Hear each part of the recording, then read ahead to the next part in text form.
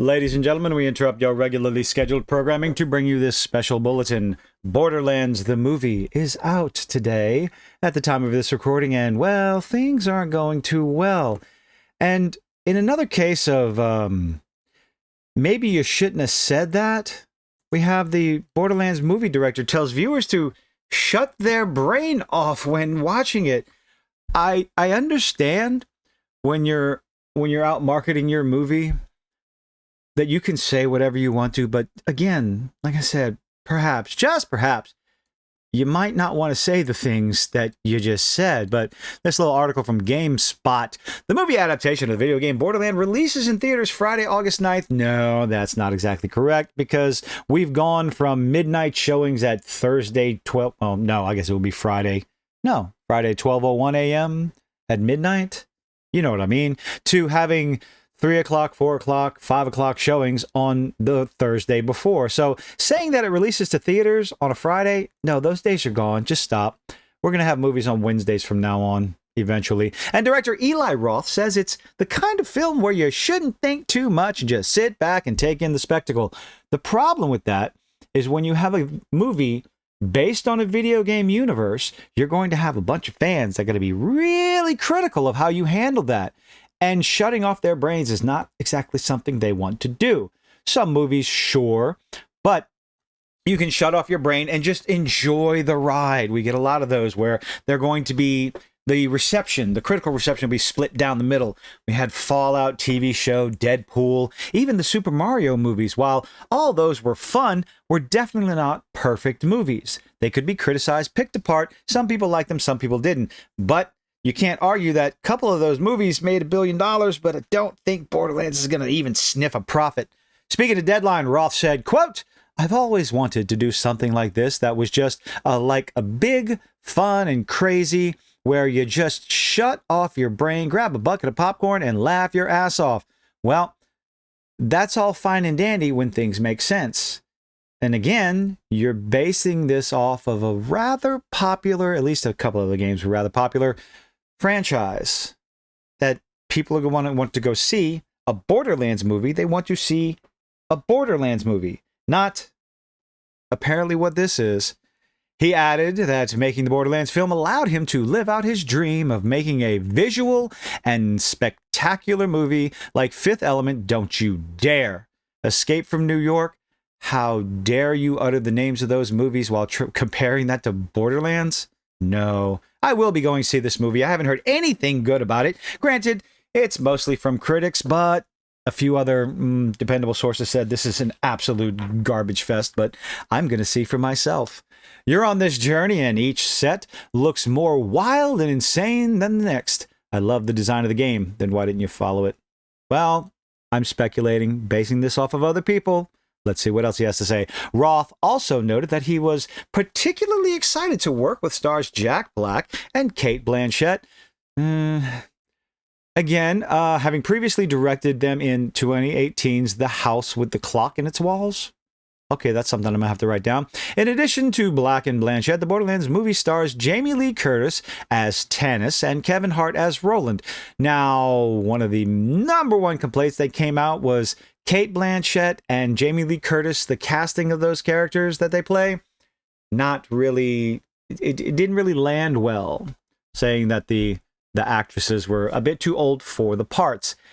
I heard something that Roth said in an interview. I wish I could find it, but then I would be more prepared for this nonsense, where he mentioned that there's a bit of ageism in Hollywood, so he doesn't think that you should care about the age of the characters. And you know what? I will agree with him. However, I will disagree with the idea that age doesn't matter when you're casting a specific character.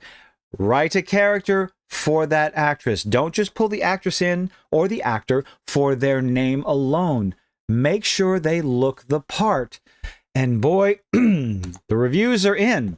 Social reactions are out. And it's not looking good. Let's take a look at some of these reviews. Now, I don't know if these are critics or just regular, everyday, your average viewers, but they are something to behold. Borderlands is easily one of the worst movies of the year. Ooh, that's a lofty goal there.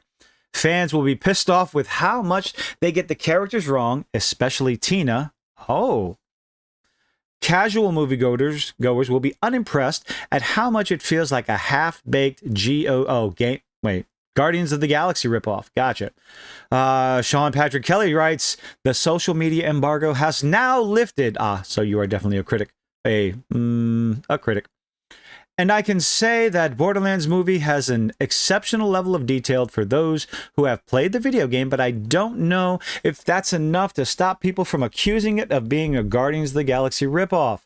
Okay, this seems like a trend here. Borderlands feels like what an out-of-touch executive thinks the cool kids find appealing. That doesn't surprise me whatsoever. There is not a single earnest character moment here, just obnoxious quips that feel dated as soon as they leave the actors' mouths. I cannot wait to watch this movie. It's not even so bad it's good, just a complete mess. I watched a movie like that recently. Oh, hey, let's see. Matthew Simpson says, oh, hey, I can tell you I've seen Borderlands movie now, and that it's really bad. I really wanted to like it, but an uninspired plot, plus several phoned-in performances, and being stuck in a weird place where it looks both expensive and cheap at the same time makes it a huge misfire. This does not bode well for this lovely movie. So not everything was bleak for the would-be tentpole end of summer feature. There were some actual positive impressions. Oh, fans praised Jack Black and Cate Blanchett's performances, and fans of the franchise will love the Easter eggs. Okay. I would say that's a positive. Well, the Borderlands movie was better than I expected, but went in expecting a 6 out of 10? Huh.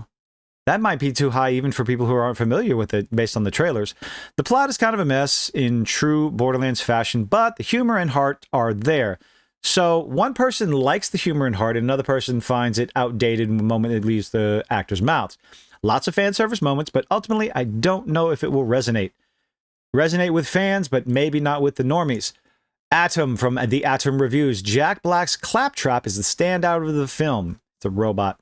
Comedy gold with fun action sequence. The audience will eat him up. Crowd-pleasing adaptation that's faithful to the legacy of the games while also defining Borderlands for a new generation. That's a hefty claim there. Let's see. Last year's trend of successful video game adaptations might hit a few road bumps. Let's go check out. So with all these positive and negative reviews, let's see what the critics are thinking over on Rotten Tomatoes. And boy, oh boy. Earlier this morning, when the news first started coming out, when the critics' reviews came in, it was at a whopping 0. And people were rather curious. How did it get to a 4%? And it was none other than the good old Grace Randolph, who gave it a tomato, jumped it up to 4%, but now it's down to 3%, to where she says, I've never played the games, which could be a positive or negative, depending, but I got a kick out of Blanchett starring in a movie like this and doing a great job. I do wish the script had been adjusted a bit better to accommodate her age. Blanchett fan, how about you recast for someone whose age better accommodates the role? May have gone a long way. Blanchett fans will enjoy this, not sure about any time else.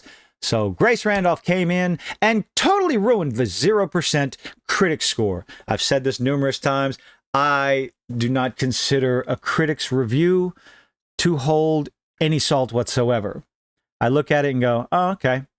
And then I wait for the audience scores. I've heard a few people who have watched it and said it's an absolute travesty of a movie, not even close to what Borderlands is. But you know what? If I'm going to talk more about this movie, and we will, I'm going to watch it for myself.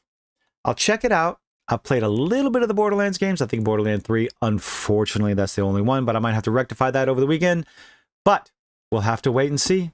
What do you think? Have you seen this movie? Are you even going to bother seeing this movie? Have you played the Borderlands games? What do you think about the trailer? Let's answer all those questions. Let me know what you think in the comments section down below. Leave a like, leave a dislike, and do all those nifty little things that YouTubers beg you to do besides the ability to talk. And I hope to see you on the next one.